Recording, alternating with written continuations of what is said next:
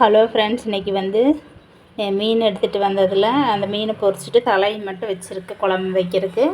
அதை வந்து நாம் இன்ஸ்டண்ட்டாக, அதாவது சீக்கிரமாக ஒரு மீன் குழம்பு எப்படி வைக்கிறதுன்னு பார்க்கலாம். இந்த வெங்காயம், இந்த தக்காளி இதை வச்சு இப்போ இந்த ஜாரில் எடுத்து வச்சுக்கிற வெங்காயத்தை கட் பண்ணி,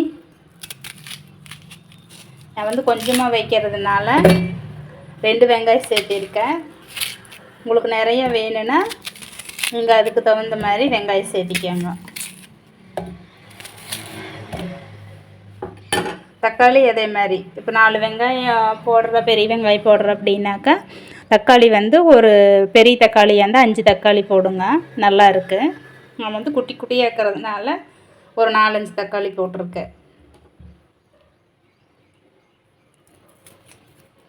இப்போ இதெல்லாம் வந்து ஒன்றாவும் அரைச்சிக்கலாம், தனித்தனியாக வேணுன்னா தனித்தனியாக அரைச்சிக்கோங்க. நான் வந்து கொஞ்சமாக இருக்கிறதுனால ஒன்றா போட்டு அரைக்கிறேன்.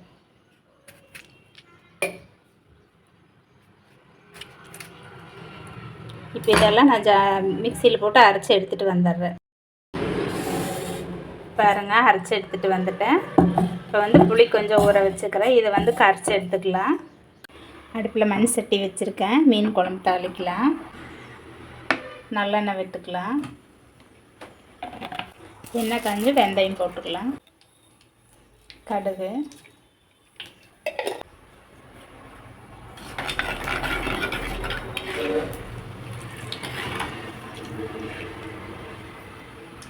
பூண்டு சேர்த்துக்கலாம்.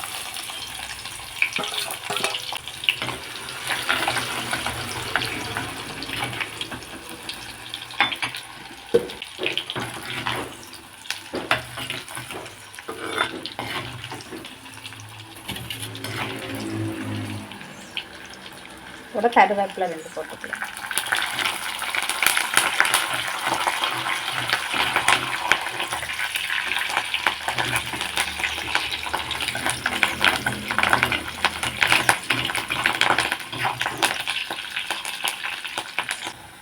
பூண்டு வதங்கிடுச்சு. இப்போ அரைச்சிட்டு வச்சுக்கிறத வெங்காயம் தக்காளி சேர்த்துக்கலாம்.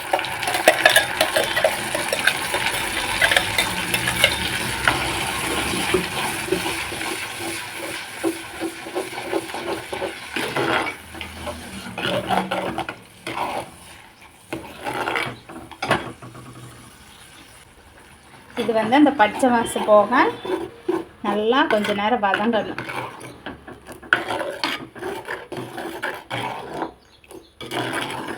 நல்லா கொதிச்சு வரட்டு நல்லா.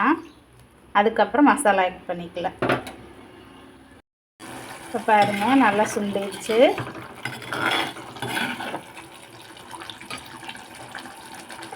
இது கூட மல்லித்தூள், மிளகாத்தூள்,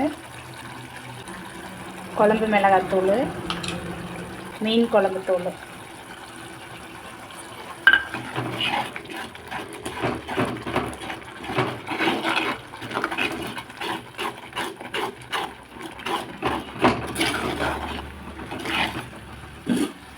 கல்லுப்பு சேர்த்துக்கலாம். நீங்கள் உங்கள் காரத்துக்கு தகுந்த மாதிரி மிளகாத்தூள் சேர்த்துக்கோங்க. எப்படி இருக்கு. இது கூட கரைச்சி வச்சுக்கிற புளி தண்ணி சேர்த்துக்கலாம்.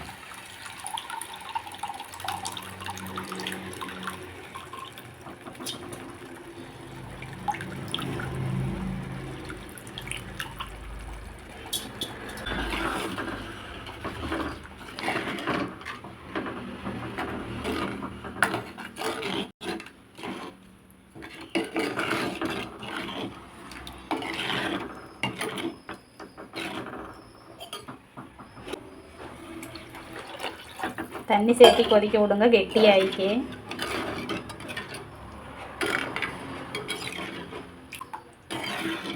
இது நல்லா கொதிச்சு வருது. அதுக்கப்புறம் மீன் போட்டுக்கலாம்.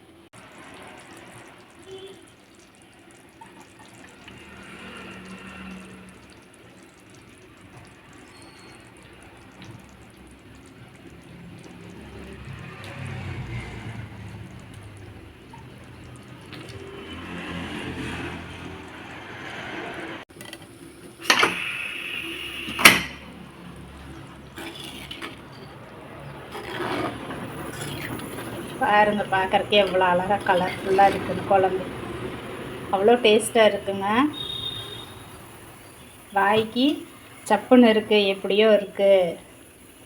வாய்க்கு நல்லா ருசியாக புளிப்பாக காரமாக சாப்பிடணும் அப்படின்னா இந்த மாதிரி சாப்பிட்டோம்னா அவ்வளோ நல்லா இருக்குது. சூடாக சாப்பாட்டுக்கு, இட்லிக்கு, தோசைக்கு, சப்பாத்திக்கு எல்லாத்துக்குமே இந்த குழம்பு வந்து அவ்வளோ டேஸ்ட்டாக இருக்குது. இப்போ அவ்வளோதான். 2 நிமிஷம் கொதிச்சானா அடுப்பு ஆஃப் பண்ணிவிட்டு மல்லித்தலை தூவிடலாம். அவ்வளோதாங்க, ரெடி ஆயிடுச்சு. அடுப்பு ஆஃப் பண்ணிவிட்டேன். இதுக்கு மேலே மல்லித்தலை போட்டுக்கலாம்.